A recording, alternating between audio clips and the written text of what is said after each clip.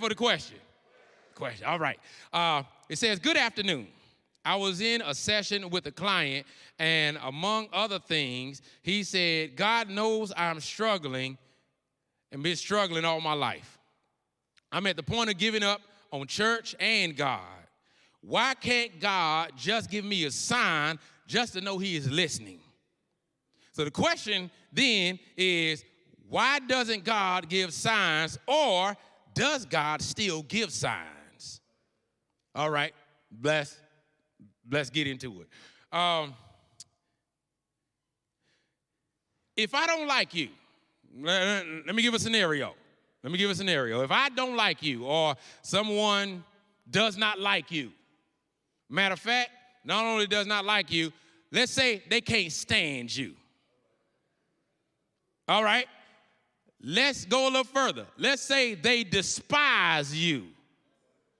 Okay, let's go a little further than that. Let's say they hate your guts. Can't stand everything about you.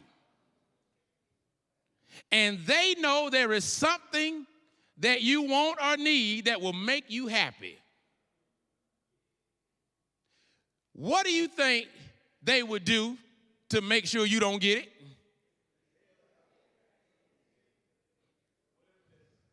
Whatever's necessary. What do you think they'll do to make sure you don't get it? Anything. What do you think they'll do to make sure you don't get it? It's not a trick question. It's just a scenario. What do you think they'll do to make sure you don't get it? Discourage you. What do you think they'll do to make sure you don't get it? Lie on you. What do you think they'll do to make sure you don't get it? Get it themselves. What do you think they'll do to make sure you don't get it? It is something that will make you happy, perhaps change the entire trajectory of your life. They can't stand you. What do you think they do? Anything possible, right? I need y'all to understand something. The devil hates you. Now, if you don't believe in the devil, I don't see how you can believe in God. If you believe in God and you read the Bible, then you must also believe there is an evil entity whose job it is to separate you from the love of Jesus Christ. That's his job. And I will tell you this, he's good at his job. I wonder why we say the devil he, but not she.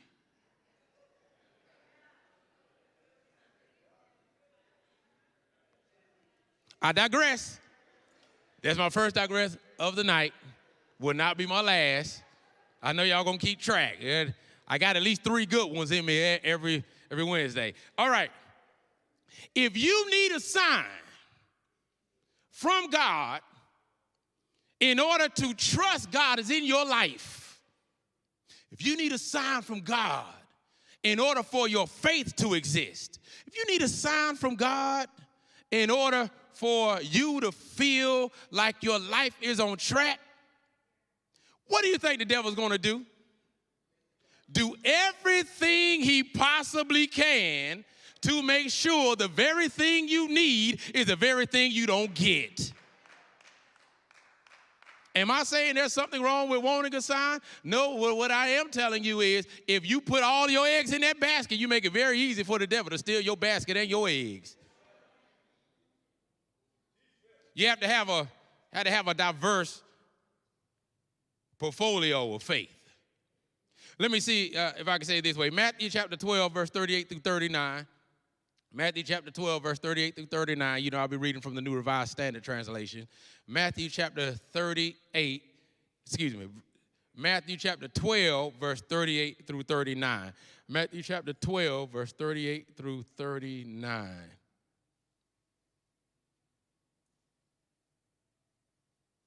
Matthew chapter 12, verse 38 through 39.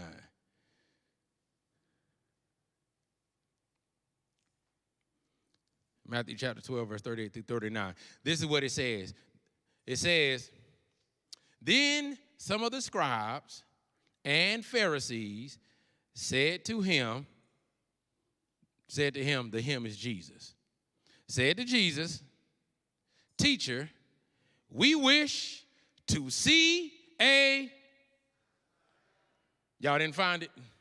I'm going to say it again. You're in Bible study. Open your Bible and read along with me. Matthew chapter 12, verse 38 and verse 39.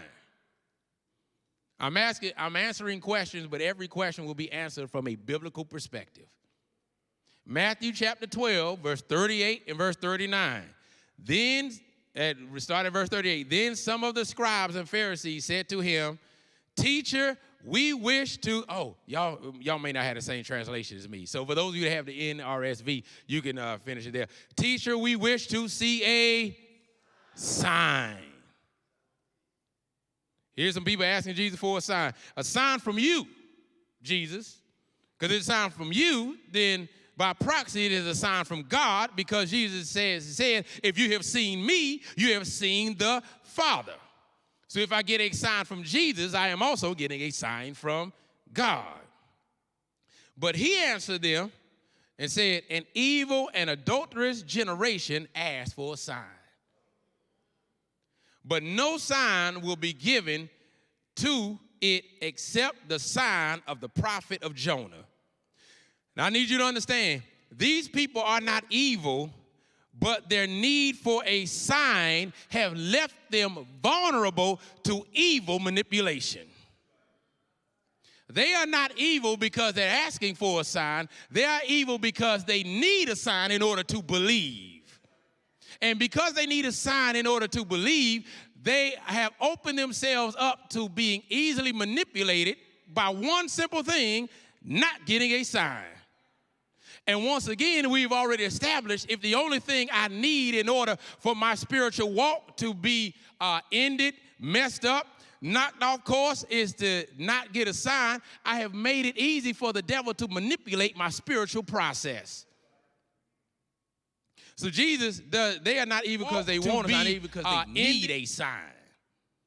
If I need a sign, it becomes imperative that the devil make sure I don't see it. How does he do this?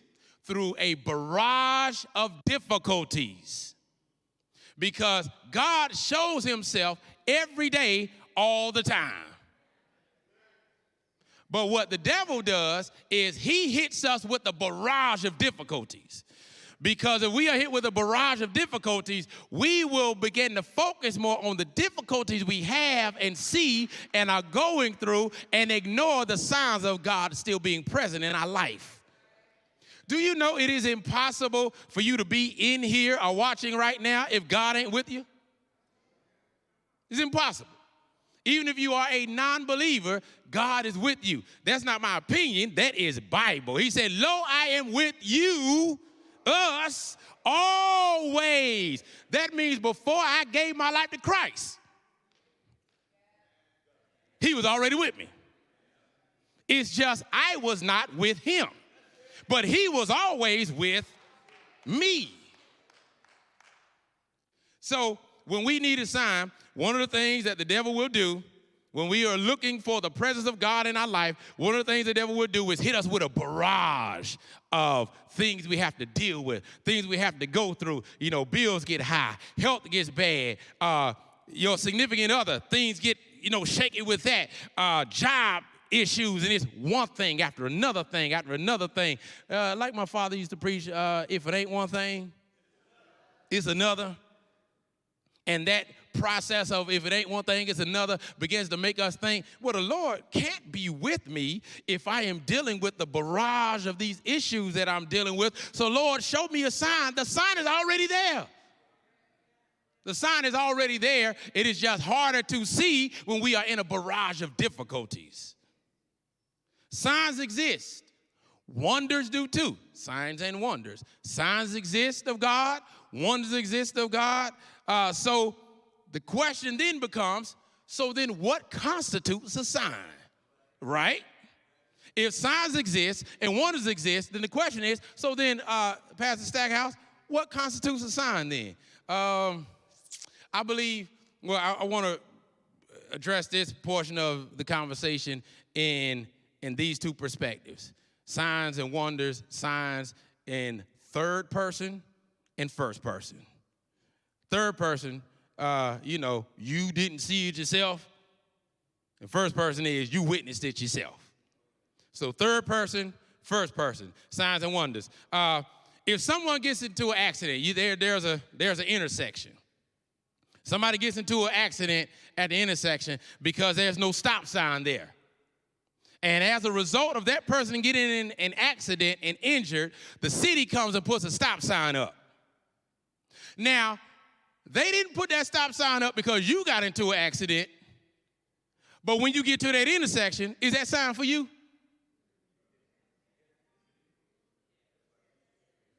Why? You're not the one that got into an accident. Why can't you just go right through the sign?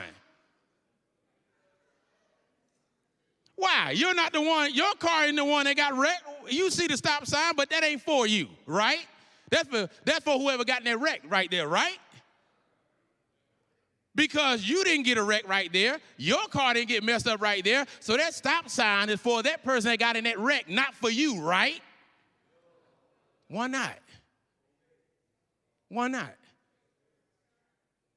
Because even though the sign was put there because of what happened to somebody else, it still applies to everybody coming in that direction. If your life is moving in that same direction, then the sign that applied to somebody else should also be applicable to you if you're going to the same destination.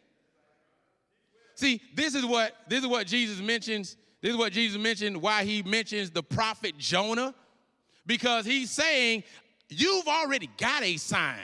Look at what happened to Jonah. Look at what happened to the other prophets. Look at what has happened to people already that trusted and believed. That's your sign, but they're saying third-person signs don't work for me. And the problem is sometimes God gives us signs through other people, but we like, nah, third-person signs don't work for me.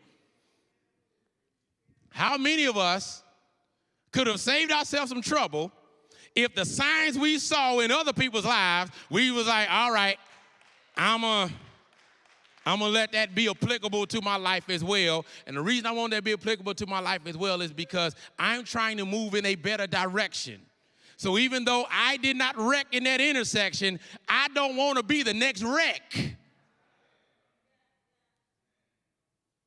So even though the sign wasn't put there for me, if I'm heading that direction, I better pay attention to that sign too. But the problem is, we're like, well, it didn't happen to me, so Lord, can I get a sign?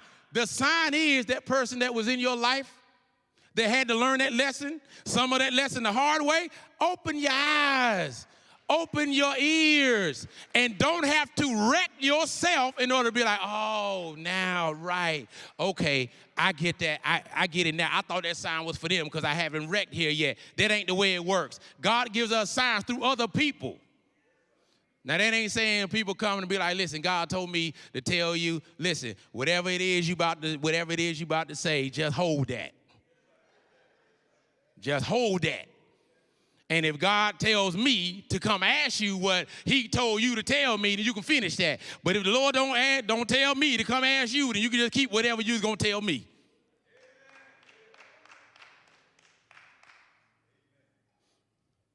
You know, these New Age prophets, prophetess. Do you know, first of all, in order to be a prophet in the Bible, you had to speak truth to power? See, now, in order to be a prophet, all they want to do is just tell you about you. But if you don't speak truth to power about the injustices of our culture and society, you ain't no prophet. You just somebody just wanting to tell people about themselves. Uh-oh. That's I digress. Number 2. I got at least one more. I'll just say that, how many times in the Bible did you see prophets and prophetesses just talking to people about themselves? They always talk to the nation about what's happening in the nation. They talk to the people about the plight of the people. John the Baptist wasn't a prophet because he told one person about themselves. He was a prophet because he told the nation about their bondage and their freedom. Jeremiah. Hosea, the whole list of them. But now prophets just want to be prophets that just tell somebody, hey, listen, in 3 days, the Lord is going to bring you out. Man, you go sit down somewhere with that. You trying to use parlor tricks in the pulpit. parlor tricks, cheap tricks. Yeah. Okay. I digress. Number 3. So Jesus says, you've already got the sound of Jonah, and everybody know the sound of Jonah. And the story of Jonah is, when the Lord tell you to do something, do it. And if you need a sign in order to do it, he'll give you a sign. But once again, do you have to wreck before you listen? Because that's what Jonah had to do. He had to wreck before he listened. So he's like, don't wreck before you listen. Learn from other people. So there's third person signs that we get. Why Jesus said, I'm not going to give you a sign because you already got a sign of Jonah. And then there are first person signs. First person, of course, is if I can't see the sign for myself, through somebody else, I need to see it with my own eyes. I need to hear it with my own eyes. And those things happen as well. But once again, the signs and wonders of the Lord happen to us every day. But the thing is, what's a sign? Signs are subjective. You understand what I'm saying? What a sign from God is subjective to the individual. So what's a sign from God? No trick question. I'm curious. What is a sign? What is something that people would consider a sign from God? Anybody want to? There are no wrong answers in this. I will never set you up to be like, wrong, definitely wrong. Brother Abner, you know I love you, bro. Anybody? Not just what somebody might consider a sign from God. Yeah. Bad weather, sign from God. All right. An answer to a prayer, sign from God. Today's society. So, are y'all seeing these young people run up in these stores, grabbing all this stuff, and then run? They go in stores by like 50 people at a time, grab everything, then just go out. Y'all have not seen this? It's a mess. And I thank the Lord that it ain't me. And I ain't saying it ain't me because I've made all the right decisions. It ain't me because the Lord just had mercy. But there's,